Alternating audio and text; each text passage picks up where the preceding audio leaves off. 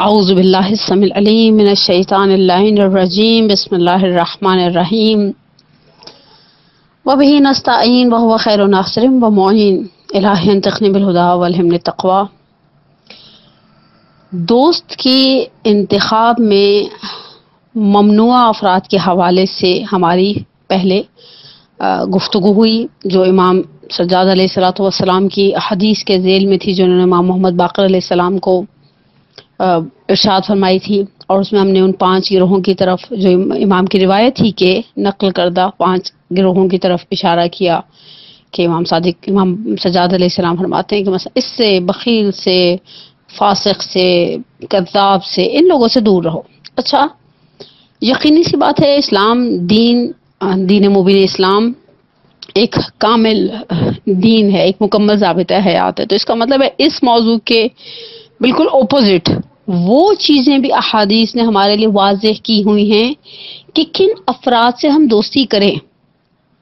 اور سب سے پہلے بیسیکلی یہ چیز بھی ہم ساتھ ساتھ اشارہ کر دیں کہ دین کے اندر دوستی کی اپنی ایک اہمیت اور فضیلت ہے۔ البتہ انہوں نے دوستی کی اقسام پھر سے میں کہوں آ گئے سید ہاشم رسولیہ محلاتی علی اللہ مقامہ نے اپنی نفیس کتاب چہل حدیث کے جلد سوم کے صفحہ نمبر 110 کے اوپر دوستی اور کمپینینشپ کی کچھ کیٹیگریز کو بیان کیا ہے۔ مثلا مصاحبت، پہلی کیٹیگری، ہمراہ شدن، ہم صحبت شدن، آپ کسی سے بات چیت صرف کرتے ہیں۔ البتہ یہ دوستی اور صداقت کی حد تک ضروری نہیں ہے کہ ہو۔ مثلا وہ جو ایک شعر سا ہے نا، وہ کسی شاعر کا کہ دوست ہوتا نہیں ہر ہاتھ ملانے والا، یعنی یہ وہ لوگ ہیں جن سے ہم سلام دعا کرتے ہیں اور بعض اوقات بات چیت بھی کر لیتے ہیں۔ البتہ ہم سوشل میڈیا پر کی جانے والی دوستیوں کے حوالے سے بھی انشاءاللہ کچھ مطالب کو بیان کریں گے۔ پھر اس کے بعد والے مرحلے میں فرماتے ہیں مصادقت، یعنی دوستی صداقت اور سچائی کی بنیاد پر، جس میں آپ کسی کو چیٹ نہیں کر رہے۔ برعکس یہ جو ہماری آج کل کی سوشل میڈیا کی دوستی ہیں، جن میں آخر تک بعض اوقات یہی نہیں پتہ چلتا کہ سامنے والا اگر آپ کو کہہ رہا ہے کہ وہ مثلا کوئی ثنا صاحبہ ہیں تو اندر سے کوئی ثناء اللہ نہیں نکل آئیں گے۔ نہیں، ایسی دوستی مصادقت جو صداقت، سچائی کی بنیاد پر رکھی جائے۔ پھر فرماتے ہیں کہ مخالطت، ایک دوسرے کے ساتھ ملنا جلنا، چاہے اس میں دوستی ہو دوستی نہ ہو۔ مثلا ہم زندگی کے اندر بہت سارے لوگوں سے وابستہ ہوتے ہیں، ہمارے پڑوس ہوتے ہیں، ہمارے ملنے جلنے والے۔ اچھا، ملنے جلنے والے بھی صرف ہمارے ذاتی ملنے جلنے والے افراد نہیں ہوتے۔ مثلا میں اور آپ بالآخر ایک خاندان کی ایک اکائی ہیں، ایک خاندان کا فرد ہیں۔ ہمارے ان لوگوں کے ساتھ بھی رفت و آمد، میل ملاقات، ملنا جلنا، سلام دعا، شادی بیاہ میں ایک دوسرے کے آنا جانا ہوتا ہے۔ مثلا بہن بھائیوں کی دوستیاں ہوتی ہیں، شوہر، شادی شدہ خواتین کے لیے شوہر کی دوستیاں ہوتی ہیں، آگے سے فردر بچوں کی دوستیاں اور ان کے ساتھ میل ملاقات۔ اس کے اندر دوستی کی کوئی ضرورت نہیں ہے، بس رفت و آمد ہے، یا اسی کے ذیل میں کہتے ہیں مجالست، ہم نشینی۔ اور بالآخر ہم ایسے لوگوں کے ساتھ جا کر بیٹھتے ہیں، شادیوں کی ٹیبلوں پہ بیٹھتے ہیں، مجلس میلاد میں بیٹھتے ہیں، پروگرامز میں بیٹھتے ہیں، گروپس ٹریولنگ کے اندر بیٹھتے ہیں۔ پھر فرماتے مواخات، برادری کرنا، یہ بہت حساس مرحلہ ہے۔ یعنی انہوں نے آگے ایک لفظ لکھے، وہ ہم چون برادران رفتار کر دیں، یعنی جیسے انسان اپنے بھائی کے لیے چاہتا ہے، مجھے ایک ہمارے اندر ہمدردی ہوتی ہے، ہمارے اندر ایک کرچسی ہوتی ہے، ہمارے اندر ایک اس کے لیے نرم گوشہ ہوتا ہے، ٹھیک ہے۔ اور آخری چیز معاشرت، مثلا جو معنی ہمزیستن، وہی بات مثلا پڑوسی ہیں ہمارے، یا جو لوگ جابس کرتی ہیں، جو خواتین یا جو برادران ان کے کولیگز ہوتے ہیں، ٹھیک ہے، آپ کا ان کے ساتھ بہت گھنٹوں ٹائم سپینڈ ہوتا ہے نا۔ تو یہ تو بہت ساری کیٹیگریز ہو گئی ہماری زندگی میں۔ اور بہرحال آج ہم انشاءاللہ اس روایت کو آپ کے ساتھ شیئر کریں گے، جس روایت کو شیخ صدوق علیہ الرحمہ نے اپنی امالی میں اور خصال میں امام جعفر صادق علیہ السلام سے روایت کو نقل کیا ہے کہ امام علی مقام فرماتے ہیں الصداقہ محدودہ، دوستی میں کچھ حدود اور لمٹس ہیں۔ باؤنڈریز ہیں، کچھ باٹم لائنز ہیں. الصداقت محدودہ، دوستی جو ہے یہاں صداقت سے مراد دوستی ہے، محدود ہے، اس کی کچھ باؤنڈریز ہیں.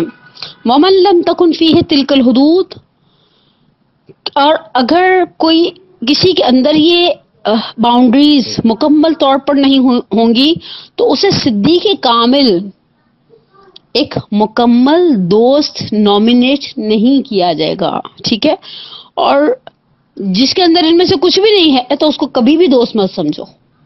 وَمَن لَمْ يَكُنْ فِيهِ شَيْءٌ مِّن تِلْكَ الْحُدُودِ فَلَا تَنْسِبْهُ إِلَىٰ شَيْءٍ مِّنَ الصِّدَاقَةِ، جس میں سے ان میں سے کچھ نہیں پایا جاتا نا، تم اس کو بالکل سرے سے دوستی تصور مت کرو.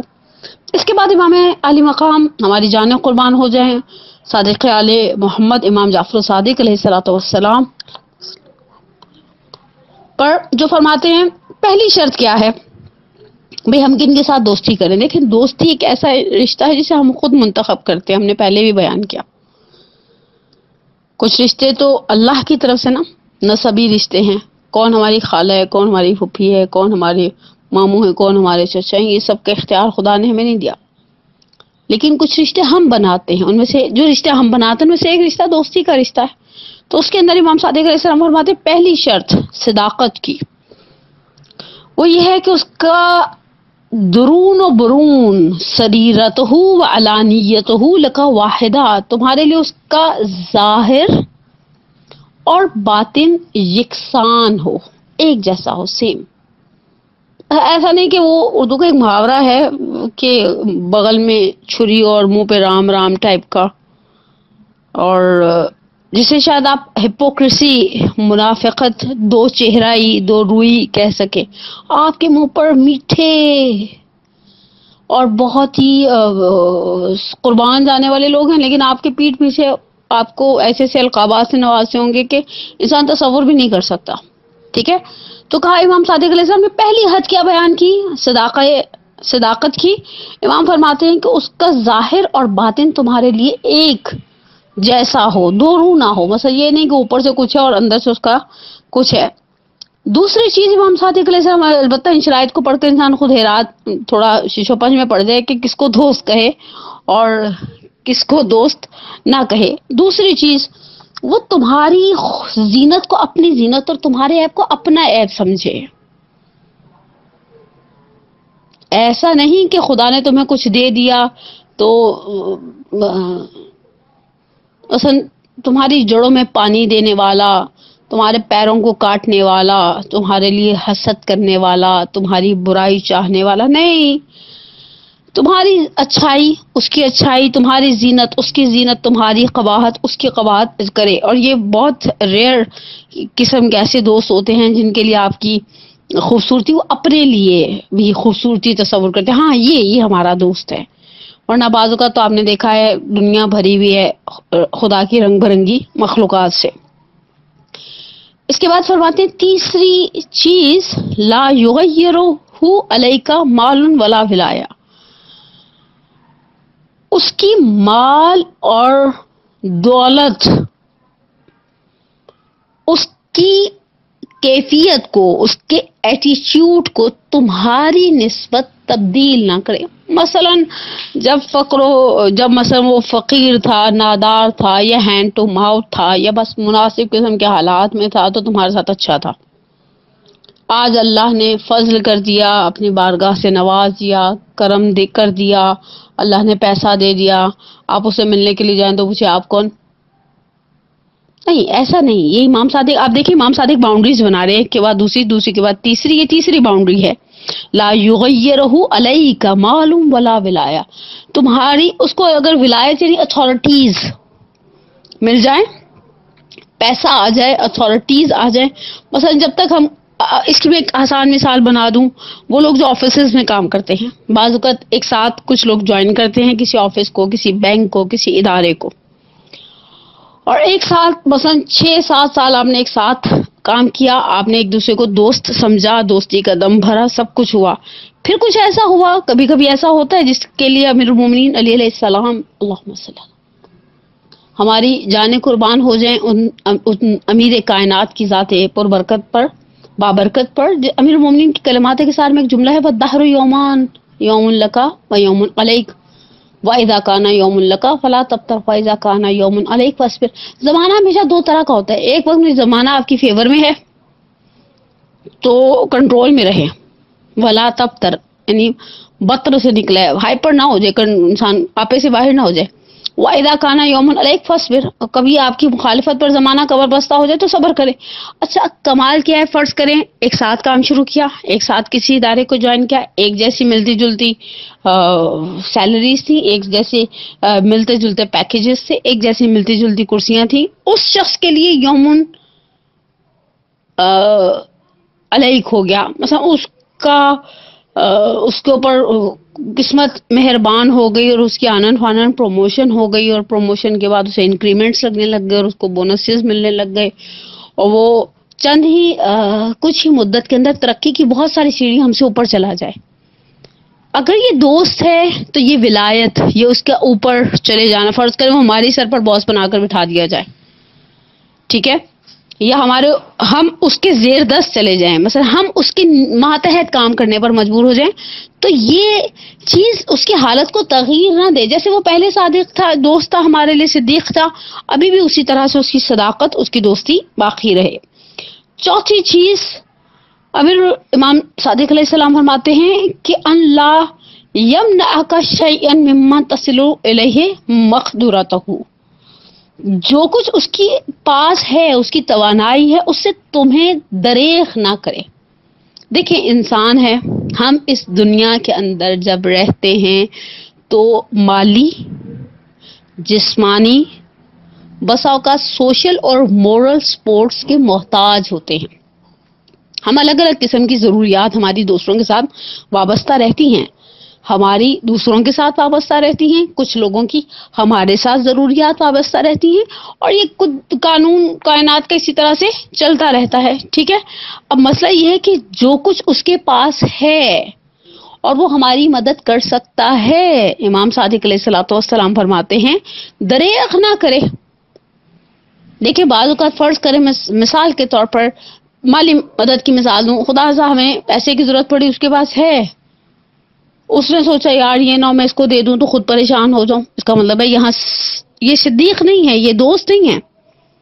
اچھا فرض کریں فزیکل ہیلپ ہمیں چاہیے تھی، تو جب فزیکل ہیلپ ہم نے مانگی تب اس نے فزیکل ہیلپ نہیں کی۔ بعض اوقات انسان کسی کی جسمانی مدد کا محتاج ہوتا ہے کہ یار یہ کہیں میرے سے ڈیمانڈنگ ہی نہ ہو جائے۔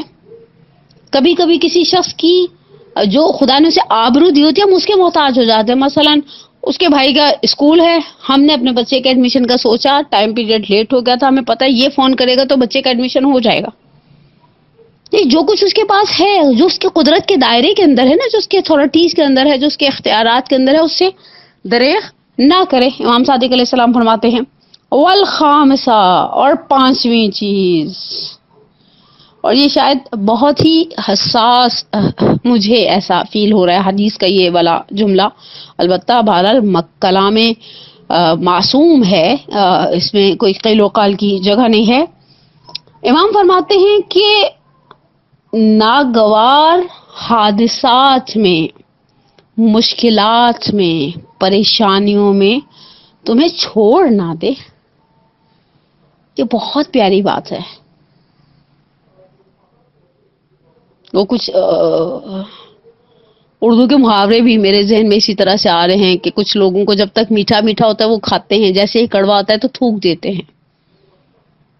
مثلا جب تک ہمارے ہاں من و سلوا کی دعوتیں ہیں، مثال کے باب سے کہہ رہی ہوں، دعوتیں ہیں، لین دین ہے، آنا جانا ہے، پارٹی ٹائم ہے، تب تک دوستی ہے۔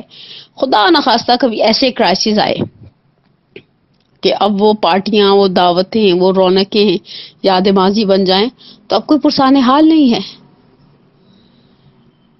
میرے سامنے البتہ ایک امام مجتبیٰ علیہ الصلوۃ والسلام کی حدیث بھی تھی، لیکن میں نے صرف یہ سوچتے ہوئے بھی ذہن میں یہ بات بھی تھی کیونکہ وہ پچھلی حدیث بھی جو ہم نے امام سجاد علیہ الصلوۃ والسلام سے نقل کی تھی، اس میں بھی امام نے 5 افراد کے حوالے سے بات کی تھی نا، ایاک والخمسہ، میں تمہیں منع کرتا ہوں 5 افراد سے، لا تحادثهم ولا ترافقهم لا تصاحبهم ولا ترافقهم، تو ہم نے اس کے مقابلے میں اس 5 والی حدیث کو ہی ترجیح دی ہے کہ انسان، یہ امام فرماتے ہیں یہ دوستی کی حدود ہیں. اور پھر ایک آگے ایک ڈھیر ہے احادیث کا. کچھ احادیث وہ ہیں جو آغا محلاتی نے نقل کی. کچھ اخلاق عملی کی ایک کتاب ہے آغا مہدوی کنی کی، انہوں نے اس کے اندر رفاقت کے باب میں کچھ چیزوں کی طرف اشارہ کیا. اصل چیز کیا ہے؟ ایسا دوست بناؤ. اصل روایات میں 8ویں امام کی ایک روایت میں نے بہت ہی خوبصورت اور بڑی جذاب روایت میری نگاہوں سے گزری کہ امام فرماتے ہیں عقل مند سے لبیب سے دوستی کرو. اگر اس کی یعنی جو اس کے ظاہری بینیفٹس ہیں نا، اس سے تمہیں کوئی فائدہ نہ بھی ملے نا، تو اس کی عقل سے تمہیں فیض ملتا رہے گا. اپنے دوستوں کے انتخاب میں روایات نے بڑی اس چیز کے اوپر توجہ ہے کہ اپنے دوستوں کے انتخاب میں دقت نظر رکھو، اس لیے کہ انسان اپنے دوست کے دین پر پہچانا جاتا ہے. دوست کے دین پر.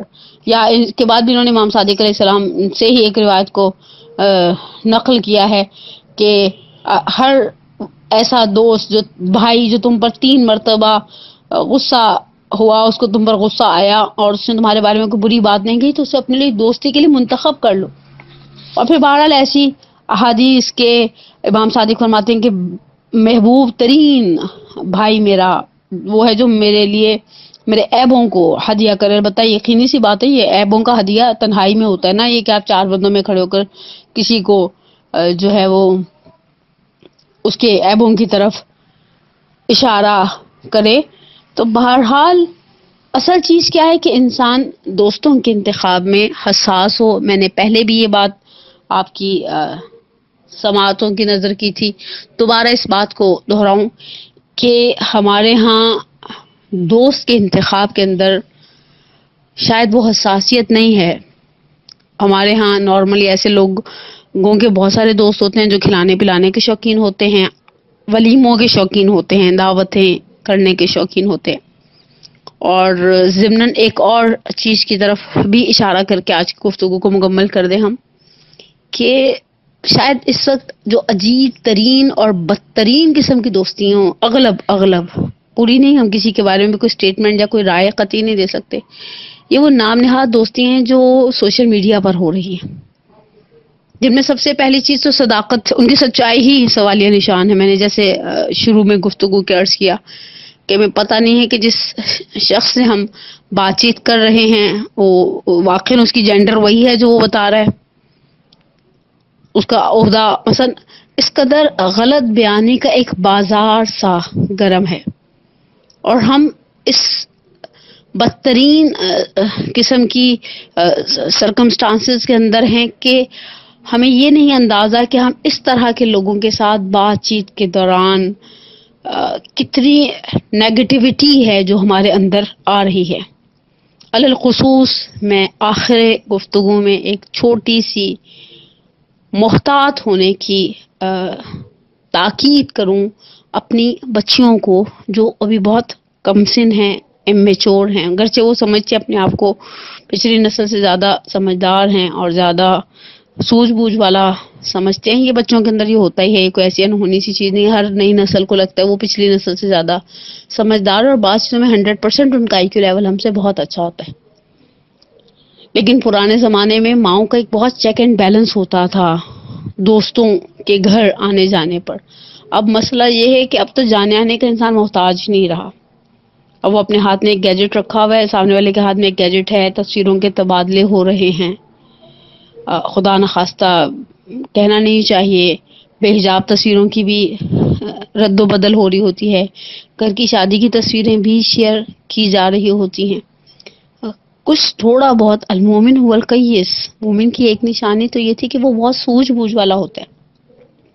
اور تعجب کی بات یہ ہے کہ ہماری بچیاں اس نام نہاد دوستی کے، اچھا باقاعدہ مجھے تو بھی پتا چلا کہ ان کی سالگرہیں بھی ان دوستیوں کی منائی جاتی ہیں کہ 6 سال پہلے ہم فلانی ایپ پر ہماری ایک دوسرے کے ساتھ آشنائی ہوئی تھی، جل الخالق. ویسے ان سے ان کی NIC کا نمبر پوچھ لو تو انہیں یاد نہیں ہوگا.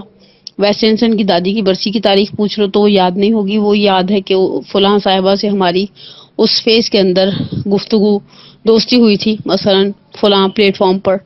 تو بہرحال بچیوں کو بہت محتاط رہنا چاہیے.